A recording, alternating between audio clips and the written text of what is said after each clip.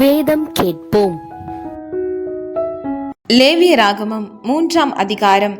ஒருவன் சமாதான பலியை படைக்க வேண்டும் என்று மாட்டு மந்தையில் எடுத்து செலுத்துவானாகில், அது காளையானாலும் சரி பசுவானாலும் சரி, பழுதற்றிருப்பதை கர்த்தருடைய சந்நிதியில் செலுத்த கடவன். அவன் தன் பலியின் தலைமேல் தன் கையை வைத்து ஆசரிப்பு கூடார வாசலுக்கு முன்பாக அதை கொல்ல கடவன்.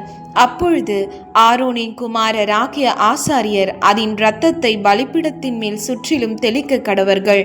பின்பு சமாதான பலியிலே குடல்களை மூடிய கொழுப்பையும் குடல்களில் உள்ள கொழுப்பு முழுவதையும் 2 குண்டிக்காய்களையும் அவைகளின் மேல் சிறு குடல்களில் நிலத்தில் இருக்கிற கொழுப்பையும் குண்டிக்காய்களோடே கூட கல் ஈரலின் மேல் இருக்கிற ஜவ்வையும் எடுத்து கர்த்தருக்கு தகன பலியாக செலுத்துவானாக. அதை ஆரோனின் குமாரர் பலிபீடத்து அக்கினியில் உள்ள கட்டைகளின் மேல் போட்டிருக்கும் சர்வாங்க தகன பலியின் மீதில் போட்டு தகனிக்க கடவர்கள். இது கர்த்தருக்கு சுகந்த வாசனையான தகன பலி. அவன் கர்த்தருக்கு சமாதான பலியை படைக்க வேண்டும் என்று ஆட்டு மந்தையிலிருந்து எடுத்து செலுத்துவானாகில், அது ஆண் ஆனாலும் சரி பெண் ஆனாலும் சரி, பழுதற்றிருப்பதை செலுத்துவானாக. அவன் ஆட்டுக்குட்டியை பலியாக செலுத்த வேண்டுமானால் அதை கர்த்தருடைய சந்நிதியில் கொண்டு வந்து தன் பலியின் தலைமேல் தன் கையை வைத்து ஆசரிப்பு கூடாரத்துக்கு முன்பாக அதை கொல்ல கடவன். அப்பொழுது ஆரோனின் குமாரர் அதன் இரத்தத்தை பலிபீடத்தின் மேல் சுற்றிலும் தெளிக்க கடவர்கள்.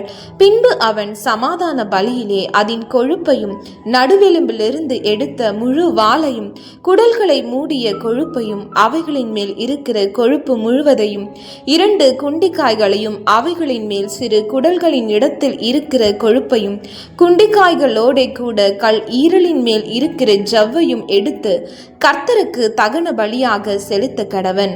அதை ஆசாரியன் பலிபீடத்தின் மேல் தகனிக்க கடவன்.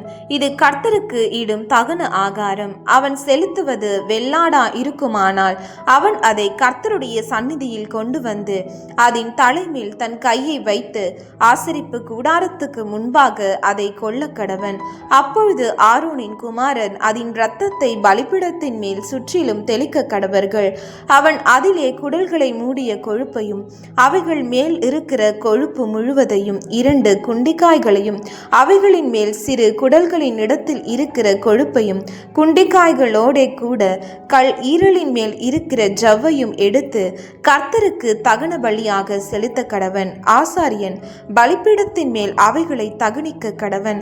இது சுகந்த வாசனையான தகன ஆகாரம். கொழுப்பு முழுவதும் கர்த்தருடையது. கொழுப்பை ஆவது இரத்தத்தை ஆவது நீங்கள் புசிக்கலாகாது.